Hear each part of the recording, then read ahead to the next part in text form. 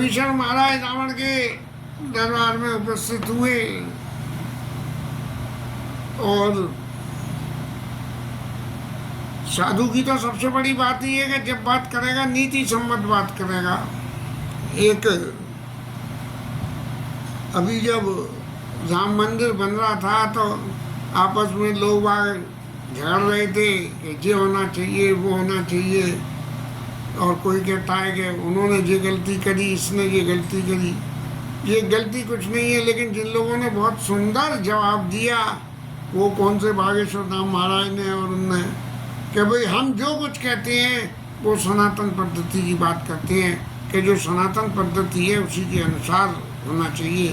तो संत भी हमेशा जो है सनातन पद्धति की बात करता है, और विभीषण ने भी सनातन पद्धति की बात में कहा कि नीति विरोध न मारिए दूता और आन दंड करिए गोसाई।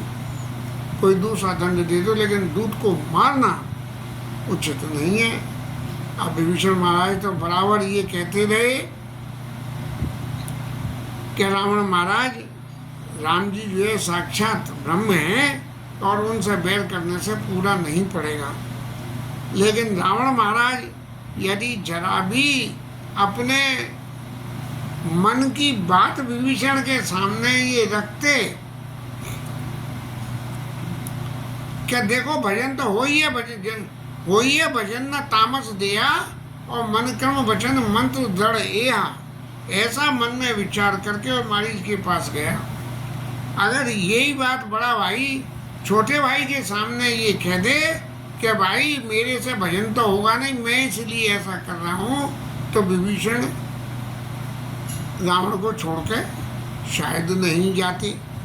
क्यों कि जहाँ राम जी का दर्शन पाके और मुक्ति मिलनी थी, वही मुक्ति रावण महाराज को भी युद्ध में लड़के मिली।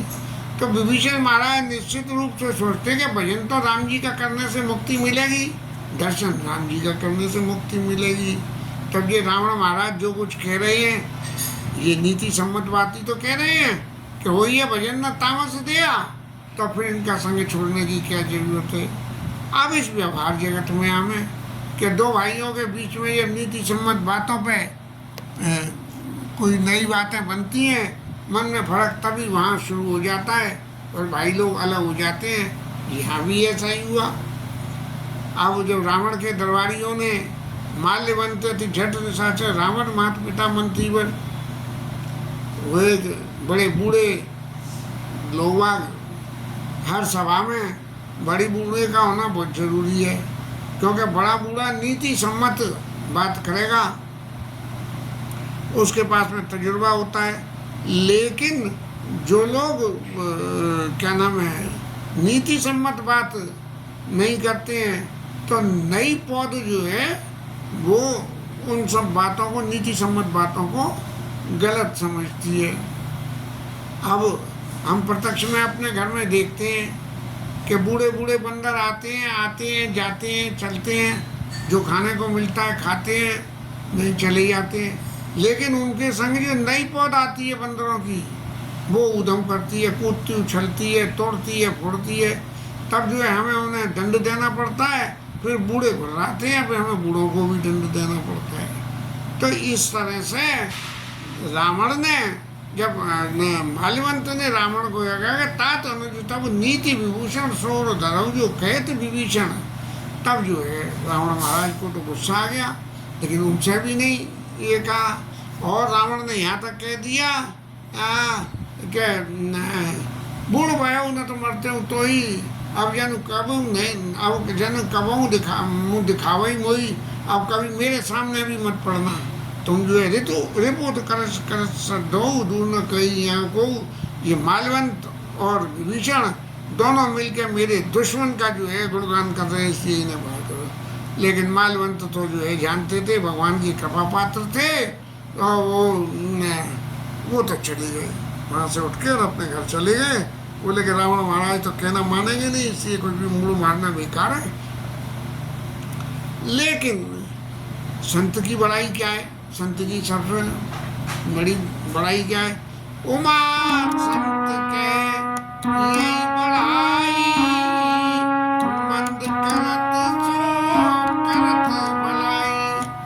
यदि संत के संग में कोई गलत भी करे तो वो जो है उसके संग भला करते हैं। प्रत्यक्ष जीवन में कितनी दफे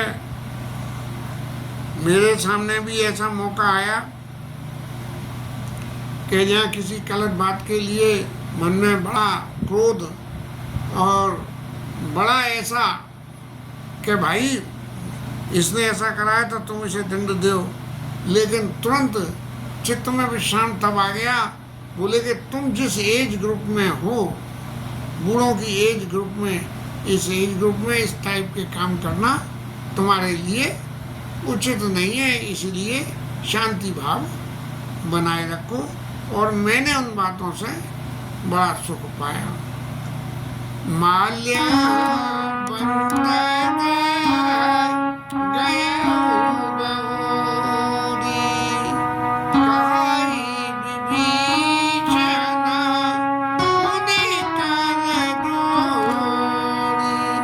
मालवंत महाराज तो चले गए, लेकिन विभीषण महाराज को चैन नहीं पड़ा, क्योंकि बड़े भाई के प्रति जब छोटा भाई समर्पित होता है तब तो उसके कल्याण की बातें करता है।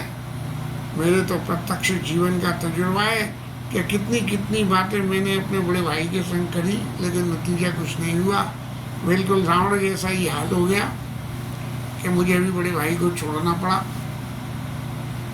लेकिन जो है विभीषण महाराज कह रहे हैं, कुमति सुमति सबके उर बसाई,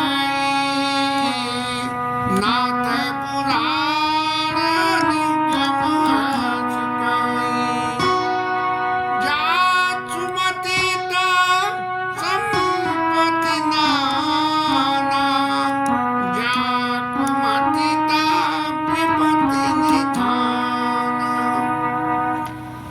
अब विभीषण महाराज नीति सम्मत बात कही कि भैया देखो, कोई आदमी कह दे कि मेरे में गुण ही गुण है, तो ऐसा नहीं हो सकता। जहाँ गुण है वहाँ गुण जरूर होंगे, और जहाँ सुमति होगी उसके अंदर कुमति भी होगी। लेकिन जब कुमति सुमति के ऊपर हावी हो जाए तब तो उत्पात होता है, और सुमति कुमति के ऊपर हावी हो जाए तो कुमति नीचे दबी हुई रह जाती है, और फिर वो सुमति जो है जीव का कल्याण कराती है। इसीलिए निगमों में ऐसी कही है कि सबके ओर बसती है। महाराज आप समझ रहे हो, आपके अंदर बल है, सब कुछ है, लेकिन फिर भी यदि कुमति है तो वो बल भी जो है आपका काम नहीं कर पाएगा। और सबसे बड़ी बात क्या है कि जब सुमति होती है तब वहाँ संपत्ति भी आती है। एक बाबा का श्लोक याद आता है। बाबा कहते थे कि जहाँ सुमति है और श्रद्धा है, विश्वास है, विद्या है, वहाँ पे जो है लक्ष्मी वास करने के लिए स्वयं में जाती है, उसको लक्ष्मी को बुलाना नहीं पड़ता है।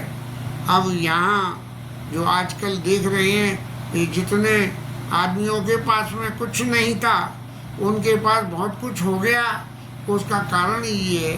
विभीषण महाराज कह रहे हैं, और जहाँ कुमति तब विपत्ति निधाना। महाराज इसलिए आपके ऊपर बहुत बड़ी विपत्ति आने वाली है। और लेकिन आपके अंदर क्या है, अब विभीषण महाराज ने साफ साफ सामने कह दी, बस वही काम गलत हो गया। दुष्ट के संग में साफ बात नहीं कहे, दुष्ट के संग में लाभ लबेड़ लगा के बात करें कि तब उड़ कुमति बसी विपरीता, हित अनहित मानव रिपुरीता। अब हित अनित मानव रिपुरीता, आपके अंदर कुमति तो बस गई है और हितु को अनित मानते हो और अनित को अपना हितु मान लेते हो। लेकिन यदि विभीषण महाराज ने ये कहा होता कि महाराज एक बात थोड़ी देर को मान लो और ये मान लो कि हनुमान यहाँ आए और आने के बाद में उन्होंने उत्पात करा। आपके मंत्री आपसे ये कह रहे हैं कि नर का भी भालू आहार हमारा आहार है, तो जरा इनसे किसी से प्रभु ये पूछ के तो देखो कि उस वक्त जारत नगर कसम धरी खाऊ, कि जब नगर जला रहा था वो बंदर, तब तुमने उसे पकड़ के खा क्यों नहीं दिया। लेकिन विभीषण महाराज ने क्या कही, तब उन कुमति बसी विपरीता, बोले तुम्हारे अंदर कुमति आ गई है, इसलिए जो है हिता नहीं तो मानव विपरीता, उस कुमति के कारण हितु अहितु और अहितु हितु जो है लग रहे हैं। जो आपने माल्यवंत के प्रति कहा वो इसीलिए हुआ है। और एक बात और है, काल रात निश्चर कुल केरी तेज सीता पर प्रीति कनेरी, आपके लिए सीता मैया काल रात्रि के समान है। माने काल रात्रि जिस तरह से काल आता है, तो सीता मैया तुम्हारे लिए काल के समान आई है। इसलिए तेज सीता पर प्रीति घनेरी, आपके ऊपर काल का खतरा, भले ही आपने अपनी चारपाई पलंग से जो है काल को बांध रखा है, लेकिन वहाँ बंधे बंधे भी काल आपके ऊपर मंडरा रहा है, क्योंकि समय सबसे बड़ा बलवान होता है। इसलिए फिर विभीषण महाराज ने दोबारा और रावण महाराज के चरण पकड़ लिए। तात चरण गई मांगो, लाखों महाराज आपके चरण पकड़ता हूँ, और आप मेरे बड़े भाई हो, तो मेरे ऊपर स्नेह करते हो, तो उस स्नेह के नाते मैं आपसे ये मांगता हूँ कि सीता देव राम का अहित न हो, तुम्हारा अहित नहीं होगा, महाराज सीताराम जी को दे दो। अब तो बस इतना सुनना था कि रावण महाराज की तो जो है अंग अंग में आग लग गई, और उन्होंने अपना प्रताप, फिर जब व्यक्ति अपना प्रताप खुद बखान करने लगे, अपने अभिमान के वशीभूत हो गए, तब ऐसा समझा जा सकता है कि अब उसका अंत निश्चित आ गया। और रावण महाराज कहने लगे कि बता, इस सृष्टि में कौन ऐसा है जिसे मैंने जीता नहीं। वरुण कुबेर पवन जम काला, इन सबको तक को तो मैंने जीत लिया, तब ये राम कौन सी मूर्ति बीच में आ गए जिनको मैं नहीं जीत सकूंगा। लेकिन ये नहीं मालूम कि राम और वरुण कुबेर पवन जम काला, इन सब बातों में और राम जी में फर्क है। इसलिए ममपुर बस तब सिन पर प्रीति, और सच मिल जाई तीनों को नीति। और तुरंत उन्होंने कह दिया कि मेरे राज्य में बस के और तपस्वियों के संग में मन मिलाता है, इसलिए जो है जा तू उनकी पास जा, और जाके ये नीति उन्हीं को ही सुना कि ऐसा है कि आप रावण महाराज को सीता मैया दान करके और चले जाओ, जा उनको सुना, मेरे को सुनाने की ये जरूरत नहीं है। और ऐसा कह के जब आदमी अत्यंत अभिमान में होता है, तब अत्यंत अभिमान में होके और उसके शरीर में जो एक्शन आती है, उसी एक्शन में उनने विभीषण महाराज को एक कदरी करके लात मार दी। क्योंकि विभीषण महाराज रावण के चरणों में बैठे हुए थे। तात चरण गही राख मांगूं, आपके चरण पकड़ के मांग रहे हूँ, राखो मोर दुलार। तो रावण ने लात मार दी। अब जब लात मार दी तो भी विभीषण महाराज ने चाहे कोई कुछ भी करे, संत न छाड़े संत ही, कोटिक मिलो संत, और चंदन विष व्यापत नहीं, लपटत रहत भुजंग। संत अपनी संताई नहीं छोड़ता है। चंदन के ऊपर में सांप लपटे रहते हैं, लेकिन फिर भी चंदन गर्म नहीं होता है। चंदन का काम ठंडा करना है, वो ठंडा करता है। और विभीषण महाराज ने जो है, तुम पितु सरस भले ही हुई मारा, राम भजे तो नाथ तुम्हारा। भले ही पिता के समान आप मेरे लिए हो, और आपने पिता के समान, जैसे पिता पुत्र को दंड देता है, आपने मुझे दंड दिया। लेकिन मैं फिर भी आपसे एक ही बात कहता हूँ कि राम भजे तो नाथ तुम्हारा। राम जी के भजन करने से ही आपका हित होगा। ऐसा। और इतना उमा संत के यही बेड़ाई मंद करत सो करत भलाई। तुलसीदास जी महाराज फिर कह रहे हैं कि कोई तुम्हारे संग में कितना भी मंद करे, गलत काम करे, लेकिन संत का काम जो है उसके संग में भला करना ही होता है। आप विभीषण महाराज को ये तो पक्का पता लग गया भाई, राम जी की खबर सबरी मिल गई, हनुमान जी से सब कुछ पता लग गई, और रावण ने कही दी कि सठ मिल जाई तीनों कौनी थी। तब विभीषण महाराज जो है, अब हर राज्य में जो है राजा होता है, राजा के नीचे मंत्री के नीचे संतरी के नीचे कंत्री के नीचे हर आदमी का अपना अपना ग्रुप होता है। तो विभीषण का भी अपना एक ग्रुप था, और नाम तो नहीं दिया यहाँ, सचिव संग ले नवपद गए। एक मंत्री किसी को लेकर और आकाश में चले गए, और जाके क्यों कि यहाँ रहे तो अभी तो एक लात पड़ी थी, और अभी कहीं जोर की लात और पड़ गई तो फिर घबला हो जाएगा। इसलिए सचिव संग चले नवपद गए, नीचे होकर नहीं चला, आकाश में उड़ के चलने लगे। अब राक्षसी प्रवृत्तियों में कुछ न कुछ तो गुण था ही, या प्रभु की कृपा समझ ली जाए कि उनको विभीषण महाराज को उड़ना भी आ गया।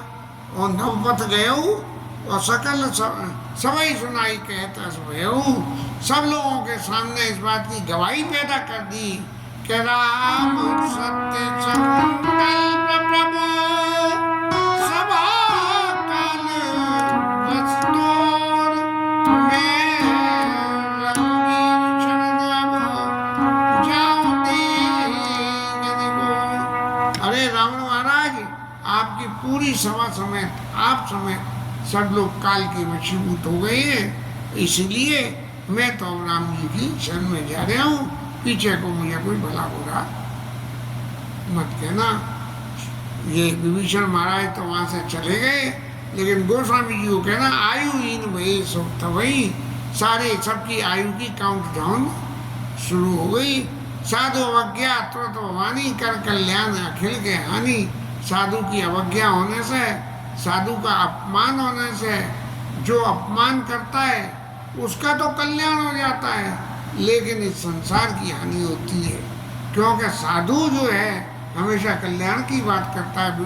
अब इनके भुषुंडी महाराज की कथा उत्तरकांड में जब आती है, तब जो है वो कितना कितना हुआ। गुरु जी महाराज ने दंडवत प्रणाम नहीं करा, शंकर जी ने शाप दे दिया, तो भी गुरु जी महाराज ने उनकी रक्षा करी। इस तरह से जब विभीषण महाराज जो है आकाश मार्ग से उड़ते हुए ऊपर सचिव के संग जा रहे हैं, और मन में क्या सोचा, चले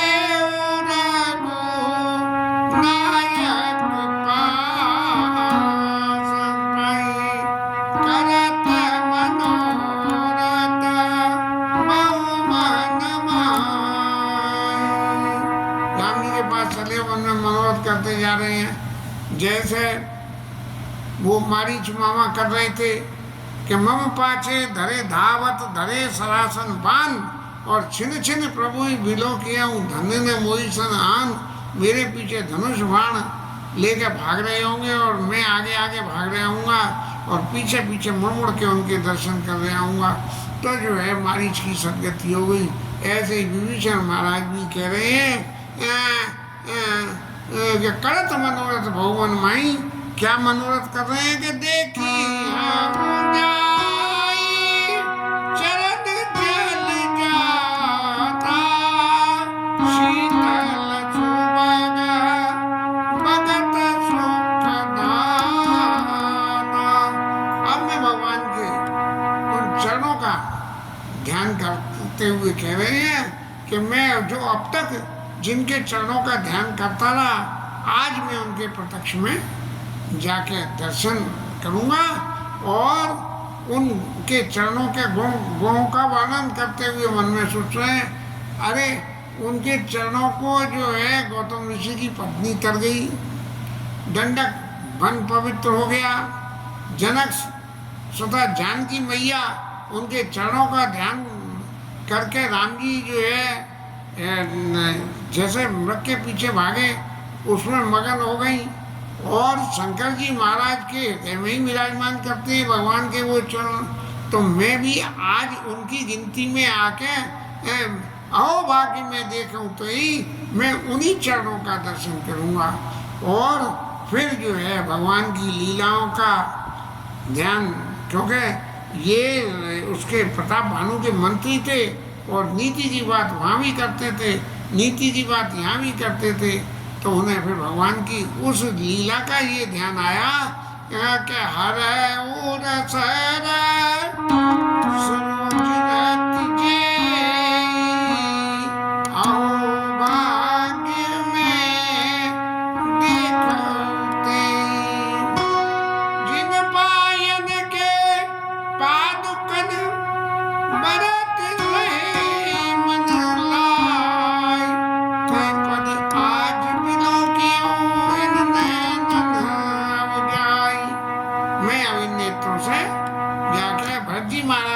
चरणों की पादुकाओं का जो है अयोध्या में जाके और जो है सेवा पूजा कर रहे हैं।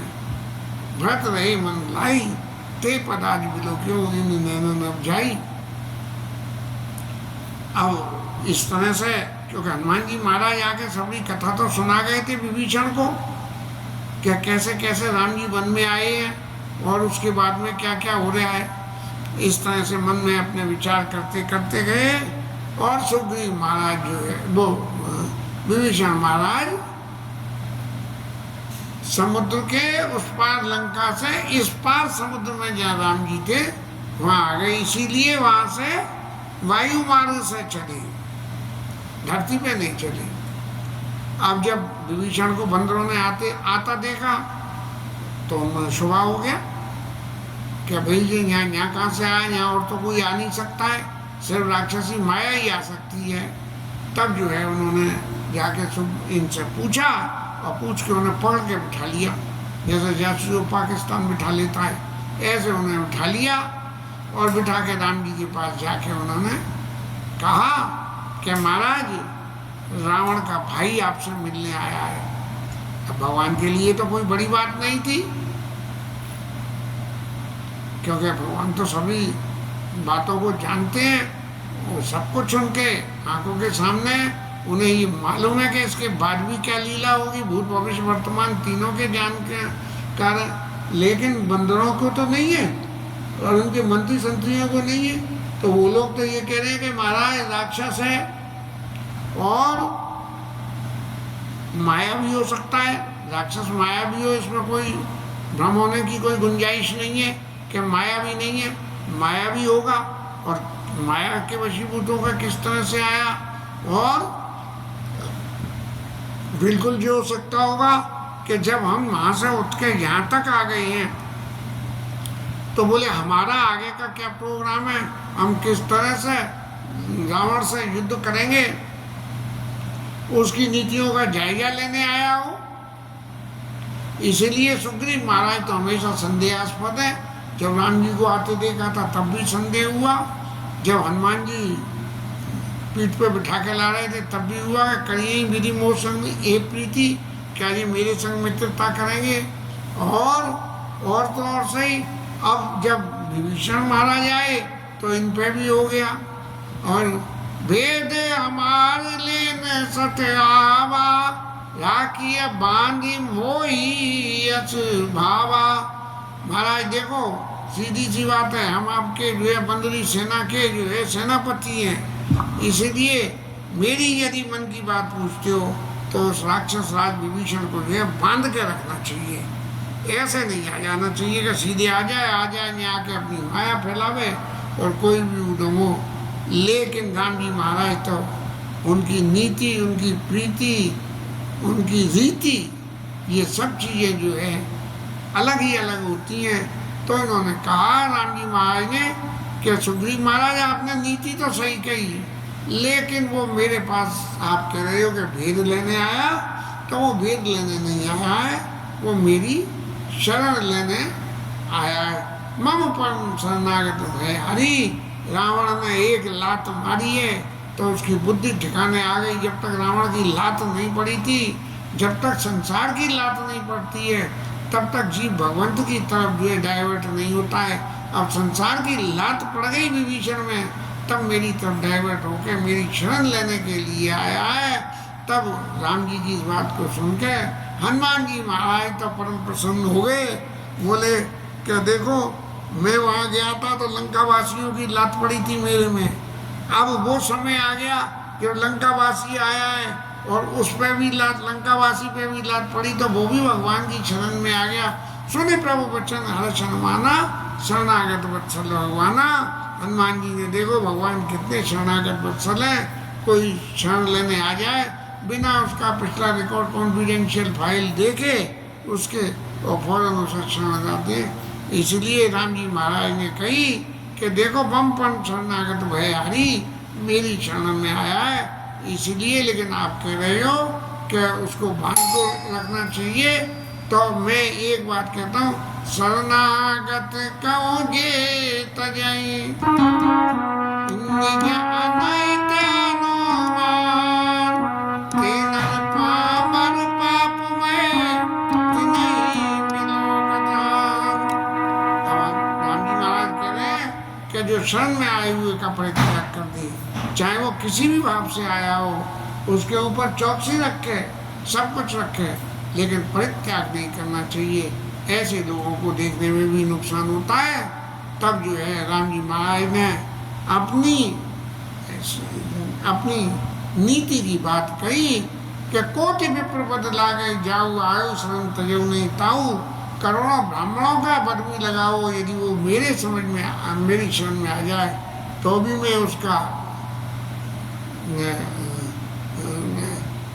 आए शरण तजऊ नहीं ताई, तो भी मैं उसका परित्याग नहीं करता हूँ। शरण लेने के दिया गया, लेकिन जब जीव मेरे सन्मुख हो जाता है तब मैंने उसके करोड़ों जन्मों के उसके पापों का नाश कर देता हूँ। और लेकिन एक बात आप और समझ लो कि जो आप सुग्रीव माया भ्रम कर रहे हो, तो जो पापी होता है वो कभी भगवान की तरफ नहीं जाता है, न उसको भजन अच्छा लगता है। और जो निर्मल मन वाले होते हैं, निर्मल जन मन सो मोहि पावा, मोहि कपट छल छित न भावा। जो शुद्ध मन वाले हैं वो तो मुझे प्राप्त कर लेते हैं, और कपट वालों को मैं कोई घास डालता नहीं। अच्छा एक बात और आप सुन लो कि यदि रावण महाराज के वो भेजे हुए आए भी हैं तो भी कोई है कि हमारे घर में तो कोई भेद ही नहीं है। अरे हम हैं और बंदर हैं, हमारे पास कोई और तो ऐसी चीज़ है नहीं कि टैंक है, तोपें या बंदूक है, मिसाइल है। बंदर है और हम हैं, हमारे पास धनुष बाण है, तो हमारे पास कोई ऐसा तो कोई है नहीं कि जो भेद जिसे हम छुपावें। लेकिन जो सभी आवा सरनाई रखे उताई प्राण की नाई, भेद लेने आया है तो भेद ले जा, भेद भी कुछ नहीं है। लेकिन यदि रावण के भय से मेरी शरण में आया है तो मैं उसको अपने प्राणों की रक्षा, प्राणों की भी बलि देके उसकी रक्षा करूंगा। इसलिए सुग्रीव महाराज उभय बात